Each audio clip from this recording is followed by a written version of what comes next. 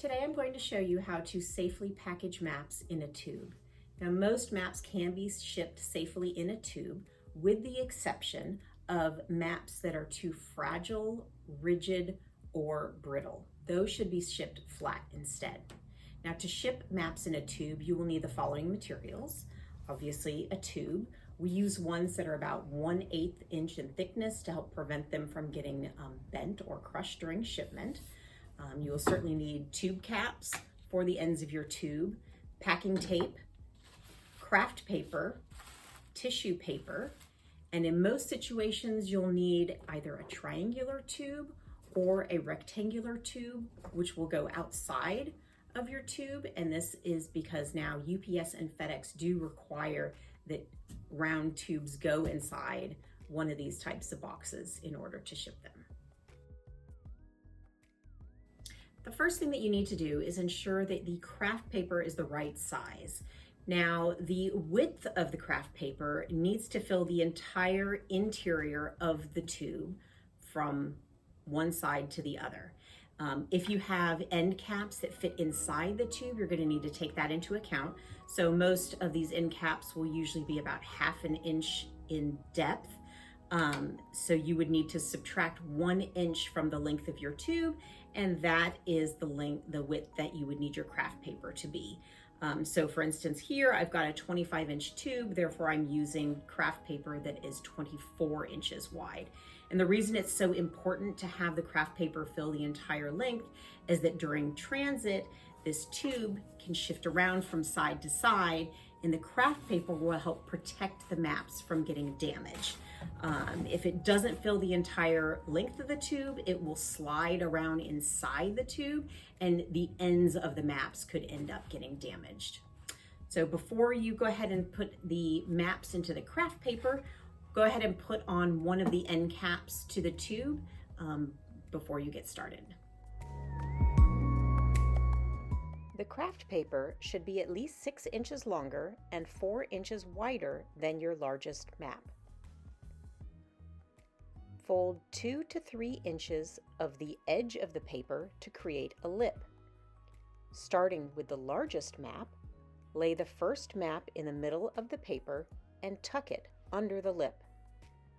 If your map has a center fold, you must lay it so that the fold is parallel to the length of the tube. If your map has a backstrap or a guard, then you must lay the map so that the loose part of the backstrap faces away from the lip you created on the craft paper. This will ensure that the backstrap rolls easily. If you have multiple maps, you can lay the maps on top of each other. However, if there is tape, glue, or a rough backstrap on the verso of a map, it is best to put a piece of tissue paper between the maps. All the maps in the tube must be laid out flat, not folded, as rolling a map when it is folded will cause stress to the folds. If you have a map that has folds in both directions, you can roll it as long as the paper is sturdy. Otherwise, you may want to consider folding it and shipping it flat. If you have more than 5 maps, you can stagger them from side to side so that you don't have too much bulk in the middle of the roll.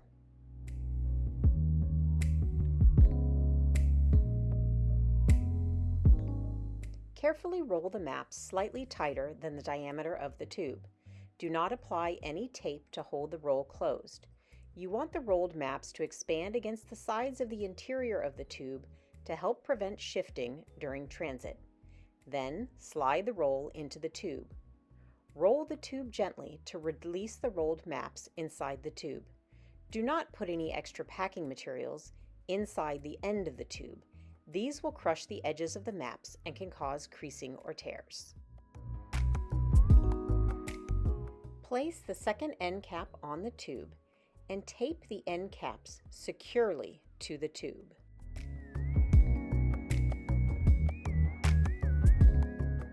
Put the tube in either a triangular tube box or a rectangular tube box. If your tube doesn't fit snugly inside the box, it is a good idea to add some packaging material to prevent the tube from shifting inside the box. Then, tape the box shut. FedEx and UPS offer free triangular tube boxes if you ship your package with them via express service.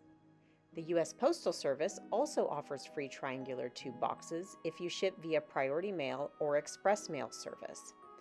However, you should not use the triangular tube boxes on their own, as they are not sturdy enough and will not protect your map sufficiently. The optimal packaging is a sturdy cylindrical tube inside a triangular or rectangular tube box. If you have access to Mylar, also known as archival polyester, it can provide even more protection for your maps. Mylar has static that causes paper to cling to it, so your maps are less likely to shift during transit.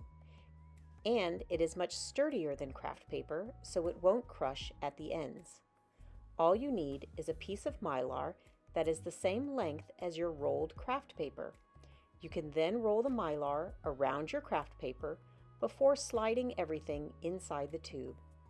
As with the craft paper, don't tape the Mylar. If the Mylar has a fold and is large enough, you can use it instead of craft paper. The side that is folded must fit the interior length of the tube and be rolled along the folded side. If you roll Mylar that is folded the wrong way, the folded edge will crinkle during rolling and can actually damage your maps. Your maps are now safely packaged and ready to ship. If you do need to ship your maps flat instead, please check out our other video with those packaging instructions, which can be found on our YouTube channel.